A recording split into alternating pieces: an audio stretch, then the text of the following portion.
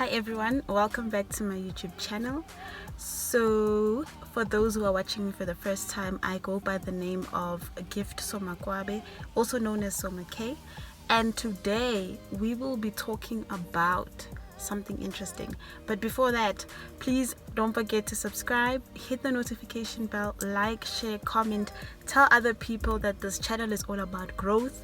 You know, adulthood is tough already, so we need to be informed and make better decisions for our future. So today's topic, cars, you know what I mean. So we'll be talking about how to buy your first car, what to look out for and stuff like that. But I will be speaking mainly for second-hand cars. That's where I specialize in. And yeah, so just a background story. I bought my first car when I was 22. I think I was in my third year of varsity or something, third or fourth year. And then I bought my second car about a year and a few months later. So I've owned two cars so far, and I'm currently like 24. And then my brother bought his first car this year in January at the age of 20. He just turned 20. So I drive a Chev Spark. My first car was a Fiat Palio, and my brother drives a Ford Fiesta. Yes. So yeah, I can say that we sort of understand how this thing works, and we bought all of our cars cash. I've never been on credit for my car. I don't know how it works, so I will not be really covering that today. I want to talk to people that want to buy second-hand cars, students as well. How did I do it and stuff like that. Okay, so the first thing, guys, is chankura. Obviously you gotta save money. You cannot just wake up and say I want a car. Well, if you are a trust baby, your parents got money, obviously life is easier for you. You wouldn't even be buying a second hand right now. But yeah, I'm talking about young professional students and all that who feel like I might struggle to pay every month, because maybe I don't have a stable job and stuff like that. So you want to just get something that you own immediately, and you just pay cash and you're done. Okay, so that's what I did. I decided I want to buy a car. I don't want to be one of those people that own a license for 5 years and I don't know what it's like to drive. The last time I drove was on the day I was tested. No, I didn't want that. I also got tired of my parents using my parents' car. I wanted to be able to be flexible, move around, especially when it came to res. I always had to depend on them to drop me off and drop my stuff every year, and I was like, I'm tired of that. So I got the car, right? So now I said that you need to save money first. So I saved money through tutoring jobs. Yes, guys, like, don't underestimate the money that you get at varsity, your pocket money, the money that you hustle for, your NSFAS money, your bursary money, whatever money you get. Just try and save as much as you can. So I did that. My hustle was so deep, to a point where I'd even go to a simple job like just going to Sandton, sitting in a room for like an hour, talking about how I feel about varsity, and then I got paid like 500 rand. So you need to do what you must, if there's an opportunity, take it, use that money, save it, and then secondly, know the kind of car that you want. So obviously I was not picky. That's why my first car is a Fiat Palio 2000. It's old, guys. It was old. I was not picky, but that car taught me a lot. Your first car will always teach you a lot, it will take you places, you will bond with it and everything. So obviously you cannot go for a 200k car or something and you're still a student. Be realistic, so I went for something simple, something that can get me A to B. If you are a person that cares with abantu bazothini, then obviously you're going to struggle, but I didn't care, and I was proud of myself. Okay, so then these are the things that you need to take into consideration. The petrol. So you're not gonna obviously go buy a car that is like 4 liter and you're still a student. You're gonna get stuck every day.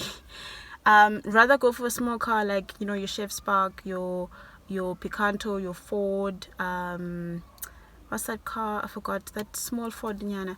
Yeah, rather go for those smaller cars, where that you will be able to put in 200, 300 rand petrol and you will be able to survive. Okay.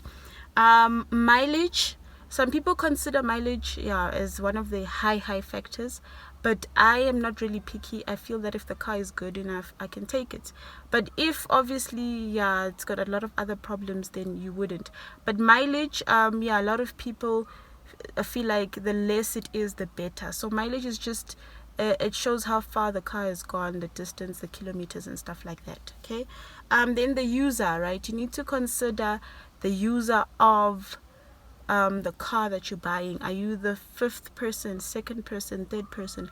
I would suggest that you stick to maybe third person. You don't want to be the sixth person driving this car, or seventh. Nah fam, leave it. Okay. Then the next thing is your body and your engine. I would highly recommend engine first over the body. Guys, yes, we all want a car that looks nice, but what's the point of having a car that looks nice and it doesn't move, So be very careful that your engine is your first priority. How is the engine? Is it messed up? Is it in good condition? The body you can fix, scratches, a bumper and a light, you can fix all of that, trust me. If you don't know anything about cars, I would recommend that you go with someone, preferably a mechanic or your dad or something, who will be able to advise you and inspect the car very thoroughly. Okay. And then maintenance and insurance. So my first car, I did not have insurance. Yeah, I was still a student, guys, but I was able to maintain it. So be able to maintain your car. You don't just buy a car and just drive. There's still a lot of other things behind it. You need to put petrol, there's service, your tire might burst, you need to fix your tire. Guys, there's a lot of things behind buying a car. So just make sure that you do have some income that keeps coming in so that you're able to maintain your car. Okay. And then, will you be able to sell it in future?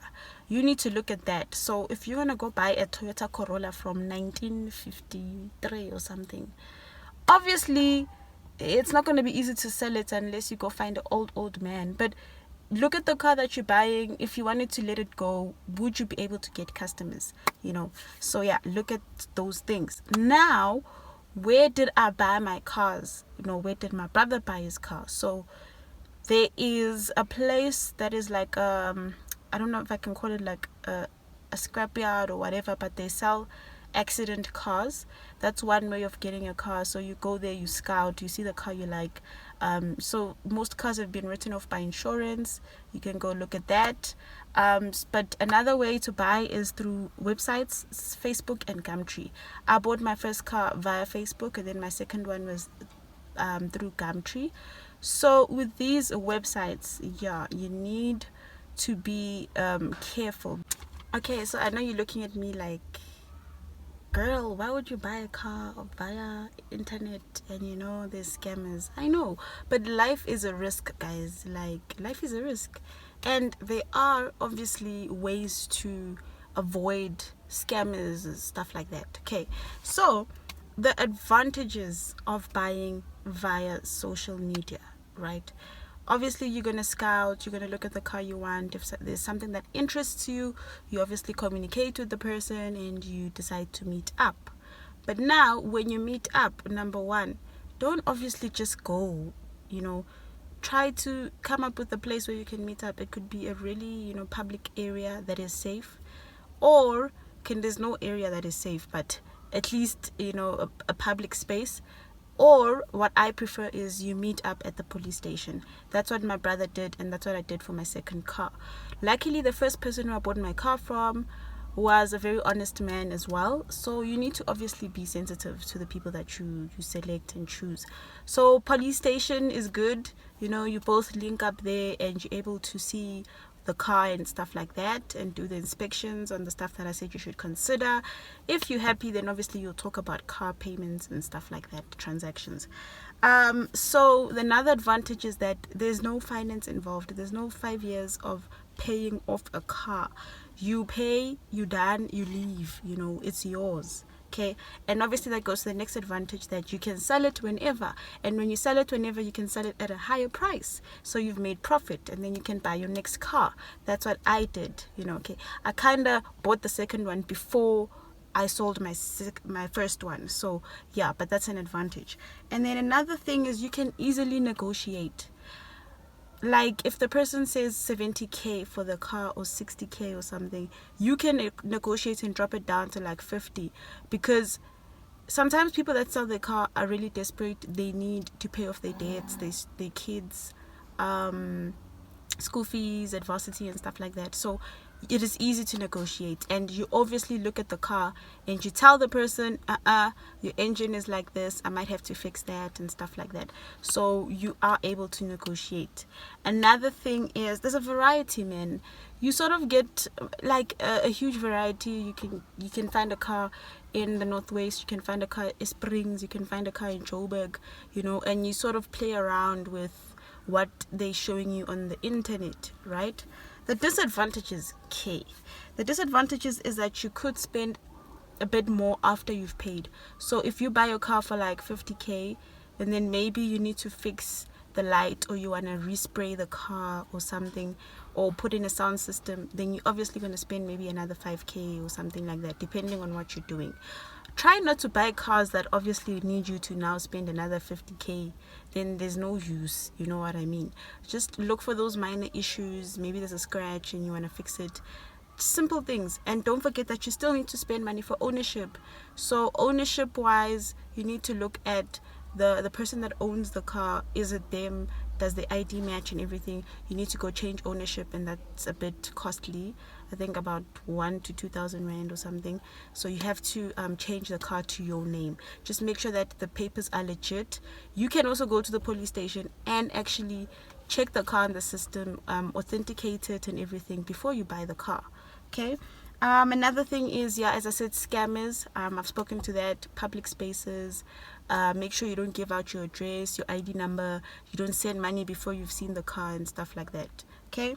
And then when selling, when selling, just make sure that you get the person to change their ownership so that you don't have problems and the car doesn't stay in your name and you get tickets and all of that, right? And then another disadvantage is that it may take long for you to actually find the car. So it could be frustrating because you could go and inspect and you're not happy with the car.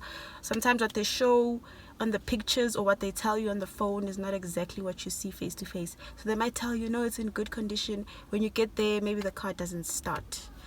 So it's quite a bit of a long process, but at the end it is worth it, I promise you. I do not plan on really buying on finance anytime soon, but if I do, the advantage is I can take the car I have now, sell it, and once I sell it, I can use that money for a deposit and then start paying monthly installments. So my installments will probably be less because I've paid a substantial amount as deposit. So I'm not sure if I've missed anything else, but my brother and I are here driving. We love our cars. Obviously we really love cars, so whenever we're driving our own car, we're looking at Mercedes-Benz. We go to dealerships, we test drive. Like, you need to dream, you need to think big, guys. It is possible. It doesn't matter where you start, because at the end of the day, I am not walking. I'm able to get to where I want to go, and I know where I'm going. So I may have a secondhand Spark right now, but I know that I'm about to drive my Mercedes. I'm going to get my BM. I'm going to get my range. Like, you just need to be able to start small, be comfortable, and understand that it's a journey.